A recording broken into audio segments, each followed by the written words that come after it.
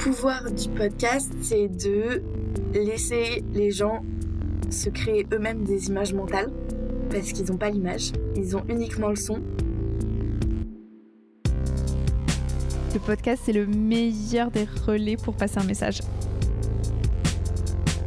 On peut pas mentir avec l'audio. C'est ultra humain et je pense que c'est l'un des médias les plus puissants qui puissent exister aujourd'hui.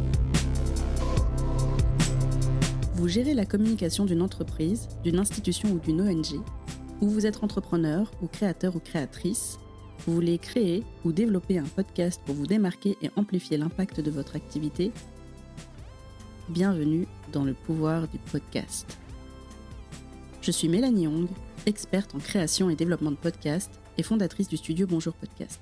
Et chaque semaine, je vous donne rendez-vous avec une mini-série de conseils ou un retour d'expérience concret. L'objectif ? Vous donner des idées et surtout des recommandations d'action prêtes à appliquer pour améliorer votre podcast pour qu'il soit de qualité et écouté. C'est parti pour l'épisode de la semaine.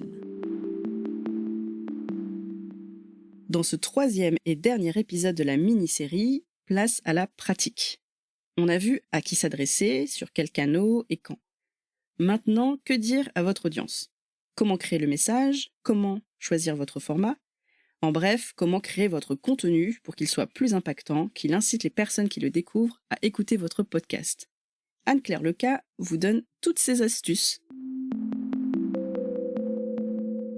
Il va falloir faire un choix radical. Il faut être cohérent quand on communique et faire en sorte de répéter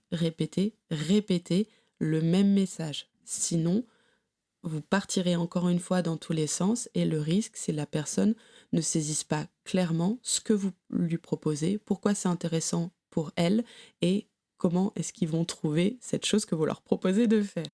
Là, Anne-Claire met l'accent sur un élément hyper important pour la communication, la répétition. Si vous êtes un ou une professionnelle de la com, c'est certainement évident pour vous, mais je vais le répéter quand même parce que je le vois souvent même auprès de professionnels de la communication, les messages de mise en valeur des épisodes de podcast ne sont pas souvent répétés. J'ai été la première à faire l'erreur d'ailleurs, même pour mes propres podcasts. J'avais soit peur de déranger, soit pas le temps, soit pas le budget pour déléguer, alors que c'est primordial de répéter votre message de promotion. Ensuite, il faut définir des formats, une façon de communiquer. Ça, c'est vraiment à la fin de la stratégie. Souvent, on pense d'abord au format avant de penser à tout l'amont de la stratégie. Les formats arrivent vraiment en bout de chaîne de décision. On choisit des formats qui sont adaptés à votre cible, parce que ça va leur parler, aux canaux, parce que ça va bien vivre par rapport aux endroits où vous allez les diffuser, et vous allez définir plusieurs formats qui vont répéter la même chose. C'est une manière de répéter, mais sans créer de lassitude, de diversifier des formats pour un même message et pour un même objectif. Et pour ne pas rester dans la théorie, Anne-Claire vous a préparé des exercices pratiques. J'ai réfléchi à 2 exercices qui vont vous permettre de mieux définir votre message et aussi de vous exercer à définir des formats adaptés à votre podcast. Le premier exercice, c'est celui que j'appelle TOM. Avec cet acronyme, TOM, on peut définir simplement et faire des choix sur le bon message à diffuser dans notre stratégie de communication. La signification des lettres est la suivante. Le T, ça veut dire thématique. Le O, ça veut dire objectif, et le M, ça veut dire message. Initialement, c'est un acronyme que j'ai appris dans le cadre d'une formation en prise de parole en public, mais il est extrêmement efficace et je le conseille vraiment de faire cet exercice à chaque fois que vous voulez prendre la parole. Et en communication sur un podcast, c'est une occasion rêvée pour l'utiliser. La thématique, il s'agit de vraiment cadrer le sujet de votre podcast ou de votre épisode et de le signifier clairement. De quoi on parle, dans quel niveau de détail on va et de préciser aussi quel est le périmètre de conversation que vous avez eu sur ce sujet. Ça permet aux personnes de comprendre tout de suite le quoi, de quoi vous parlez. Ensuite, le O, c'est quel est votre objectif avec cette prise de parole. Est-ce que vous voulez que cette personne qui va lire votre message, il clique sur un lien ? Est-ce que vous voulez que cette personne, elle commente? Est-ce que vous voulez que cette personne, elle partage? Et en fonction de votre objectif, vous n'allez pas raconter la même histoire, puisque vous n'allez pas emmener la personne au même endroit.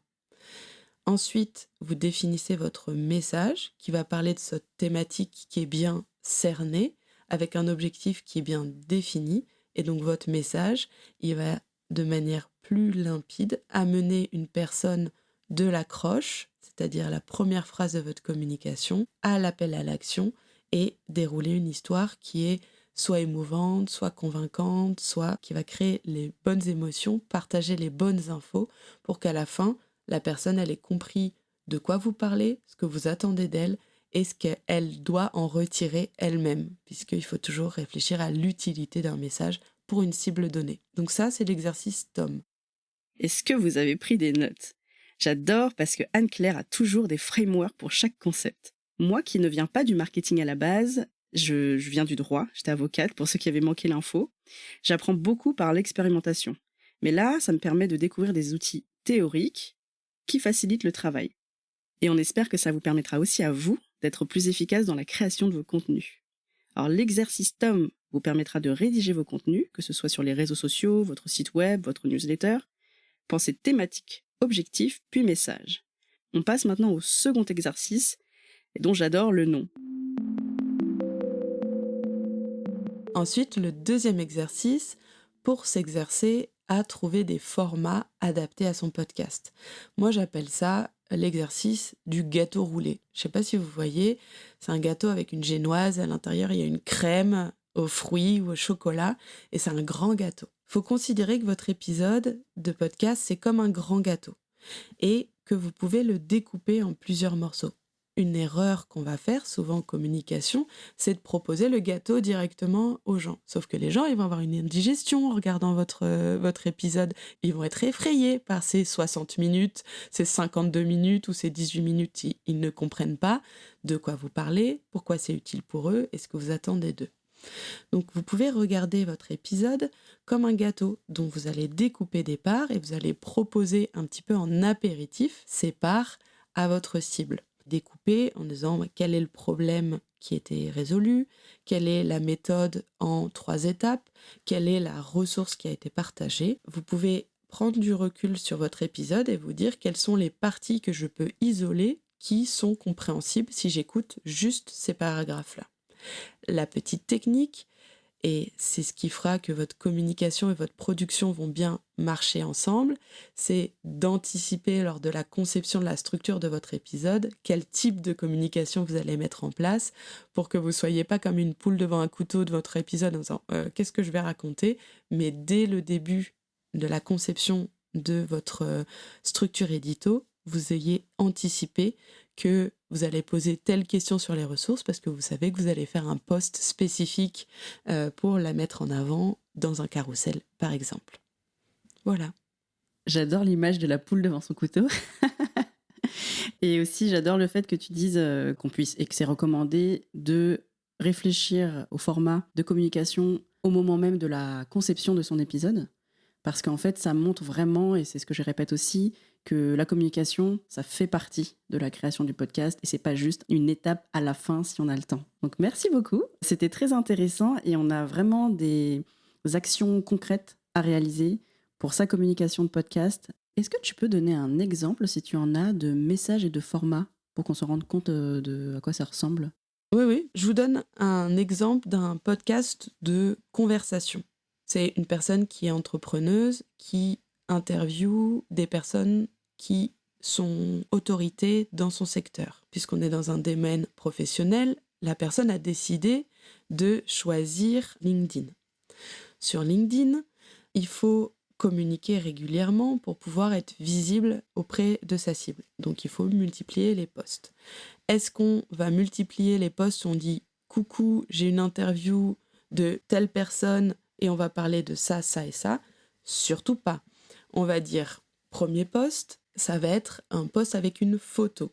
On va montrer notre invité et on va accrocher en parlant du problème que l'invité a réussi à résoudre en partageant son expérience.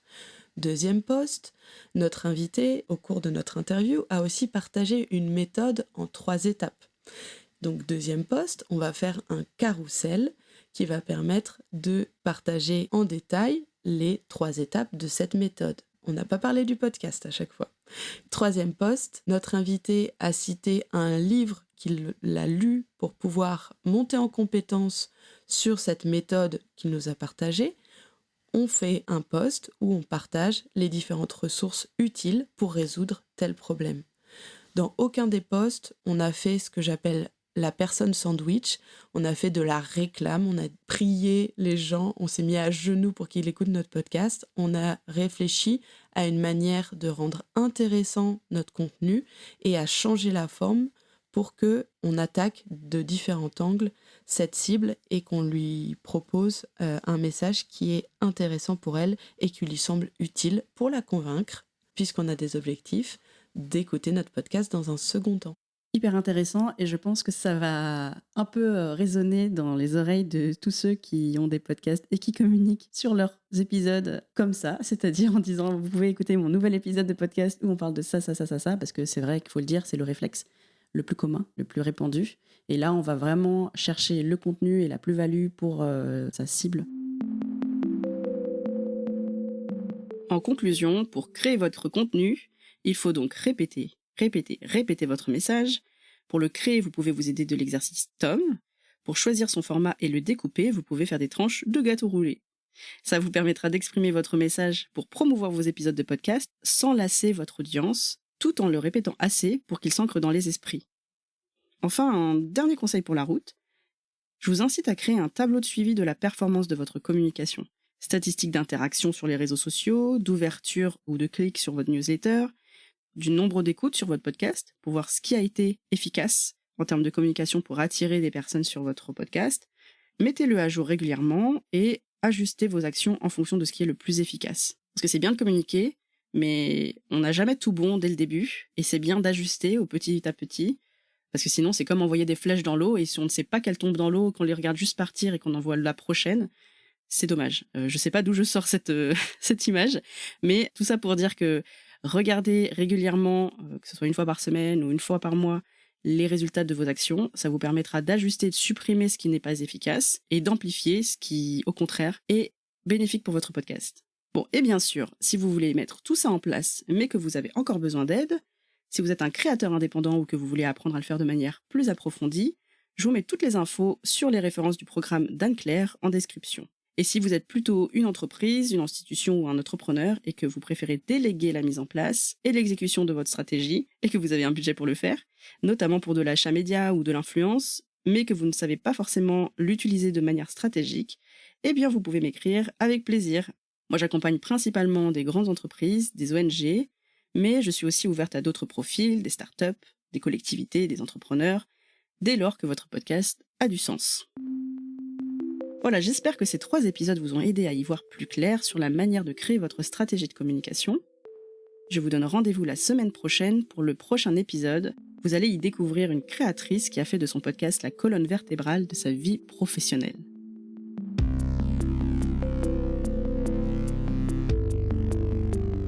J'espère que cet épisode vous a plu et qu'il vous a donné des idées à mettre en pratique pour votre propre podcast. Pour plus de ressources, vous pouvez vous abonner à la newsletter du podcast et pour me suggérer des thématiques d'épisodes et des invités, vous pouvez m'envoyer un mail, un message sur LinkedIn ou me laisser un commentaire sur Spotify ou Apple Podcast. Tous les liens sont dans les notes de l'épisode. À bientôt pour un prochain épisode. C'est fini? Bah oui, Pourquoi? parce qu'il faut pas que ce soit trop long pour qu'on puisse l'écouter facilement. Et il faut que je garde la suite pour le prochain épisode. C'est mieux, non? Oui!